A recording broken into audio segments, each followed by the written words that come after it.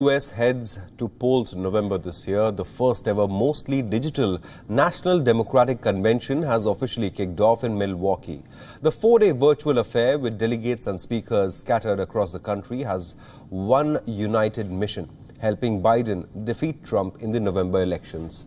United States has held presidential nomination conventions for almost 200 years, and they have served in recent decades as an important televised introduction to each party's candidate in the final months before the election.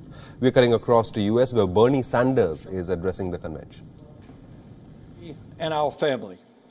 Together, we have moved this country in a bold new direction, showing that all of us, black and white, Latino, Native American, Asian American, gay and straight, native-born and immigrant, yearn for a nation based on the principles of justice, love, and compassion. Our campaign ended several months ago, but our movement continues and is getting stronger every day. Many of the ideas we fought for that just a few years ago were considered radical are now mainstream. But let us be clear, if Donald Trump is reelected, all the progress we have made will be in jeopardy. At its most basic, this election is about preserving our democracy. During this president's term, the unthinkable has become normal. He has tried to prevent people from voting, undermined the U.S. Postal Service, deployed the military and federal agents against peaceful protesters, threatened to delay the election, and suggested that he will not leave office if he loses. This is not normal, and we must never treat it like it is.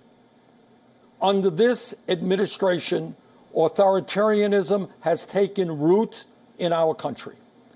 I and my family, and many of yours, know the insidious way authoritarianism destroys democracy, decency, and humanity. As long as I am here, I will work with progressives, with moderates, and yes, with conservatives to preserve this nation from a threat that so many of our heroes fought and died to defeat. This president is not just a threat to our democracy, but by rejecting science, he has put our lives and health in jeopardy.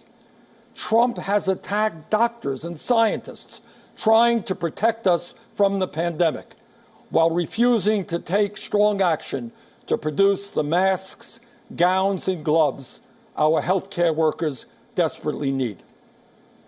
Nero fiddled while Rome burned. Trump golfs. His actions fanned this pandemic, resulting in over 170,000 deaths and a nation still unprepared to protect its people. Furthermore, Trump's negligence has exacerbated the economic crisis we are now experiencing. Since this pandemic began, over 30 million people have lost their jobs, and many have lost their health insurance. Millions of working families are wondering how they will feed their kids, and they're worried that they will be evicted from their homes. And how has Trump responded? Instead of maintaining the $600 a week unemployment supplement that workers were receiving and the $1,200 emergency checks that many of you received, instead of helping small businesses, Trump concocted fraudulent executive orders that do virtually nothing to address the crisis while threatening the very future of Social Security and Medicare. But the truth is that even before Trump's negligent response to this pandemic, too many hardworking families have been caught on an economic treadmill with no hope of ever getting ahead. Together, we must build a nation that is more equitable, more compassionate, and more inclusive.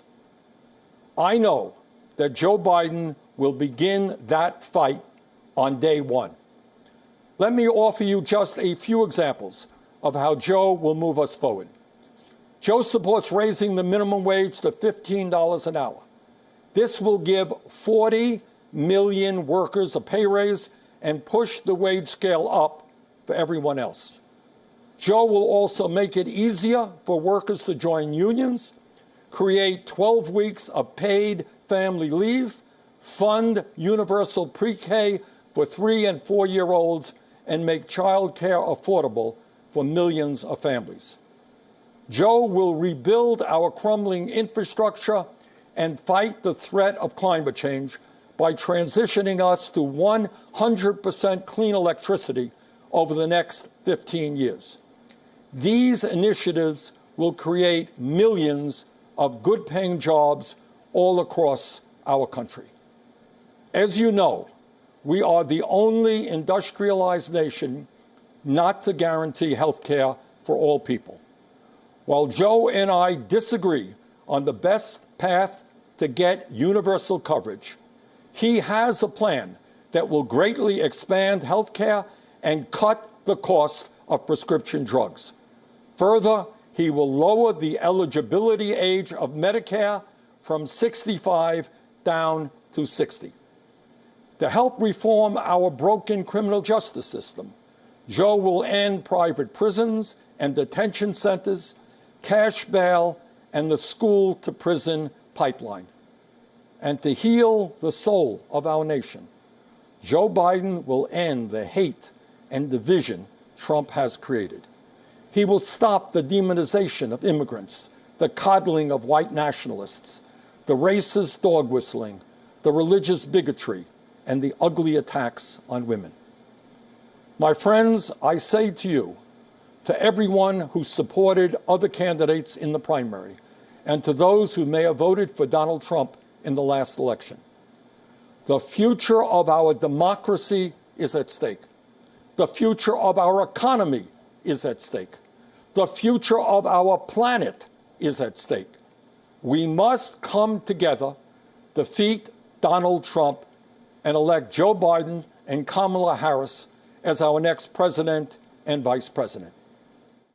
My friends, the price of failure is just too great to imagine. Thank you.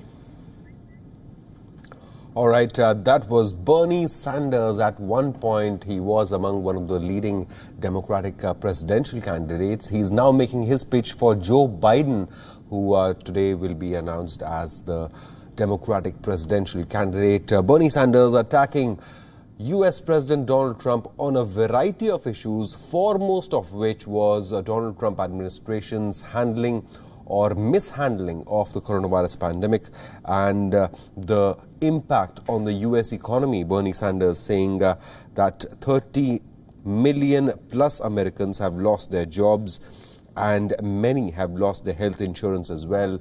He attacked Donald Trump administration for not doing enough to help the people in need and not doing enough to prevent the spread of the pandemic. And he has urged America to vote for change and vote for Joe Biden.